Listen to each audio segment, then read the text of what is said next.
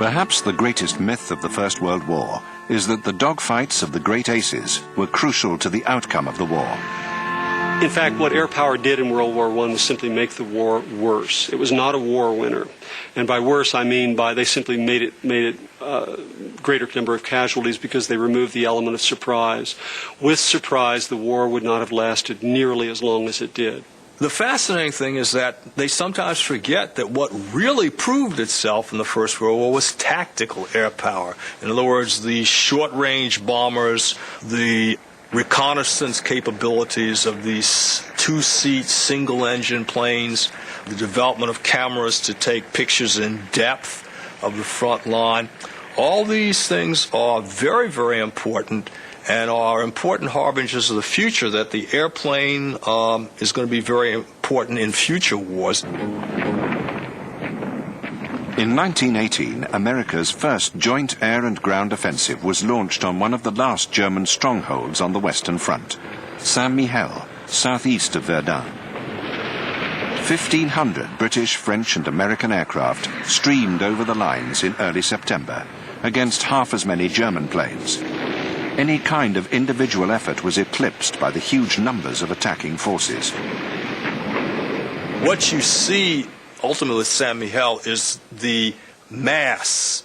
We're not talking about individual fighter pilots fighting individual battles or individual reconnaissance planes. We're talking about thousands of aircraft being amassed over one area of the front to crush any opposition on the other side.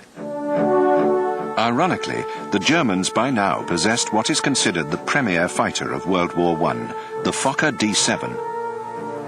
D-7s had thick, internally supported wings, which reduced drag and increased lift.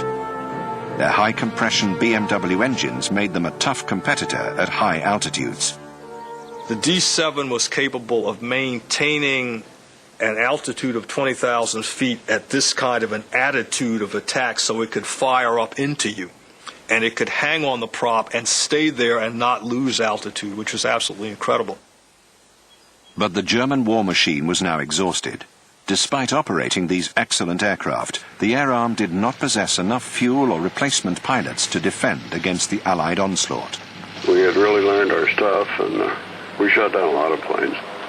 We were experienced, and the Germans at that time, of course, were getting a little low on replacements.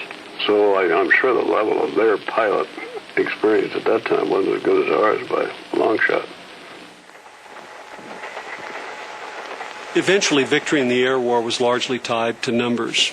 Allied tactics were not that superior. Allied aircraft were not that superior. The real key was numbers. By the fall of 1918, the Allies were able to achieve superiority in numbers of 3, 4 to 1. And the Germans were simply overwhelmed, were simply swamped with new Allied aircraft. Nothing could counter those odds. And the air and ground battles ended with the capture of nearly 15,000 German infantrymen at Saint-Mihiel.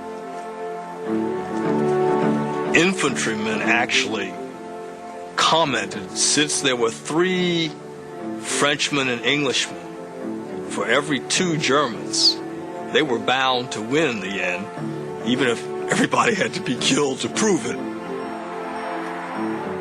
The Allies could celebrate after 4 long years of war. With the mutiny of the German Navy and food riots in a dozen German cities, the Kaiser abdicated and fled to Holland. On November the 11th, 1918, the armistice was declared. Well, one day, this is about a week before the armistice, the weather was very bad, unusually bad, and we had no thought of flying. We were sitting around the barracks playing Red Dog or something, and we heard the sound of this plane motor overhead. Couldn't believe it. And somebody said, "Gee, that sounds like a German motor."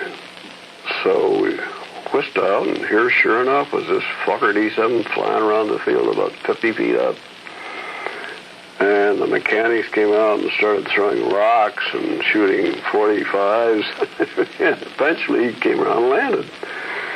And we all rushed out to the field, thinking he might try to burn up his airplane or something, which is the furthest thing from his mind. And he got out of the cockpit and quite good English. He said, "Where am I?" And I said, "You're in Verdun, brother." And he said, "Oh, that's too bad. I thought it was Metz." Well, I don't think he ever thought it was Metz. I think he decided the war was over and this was a good way of getting done with it. We took him out and bought him a lunch.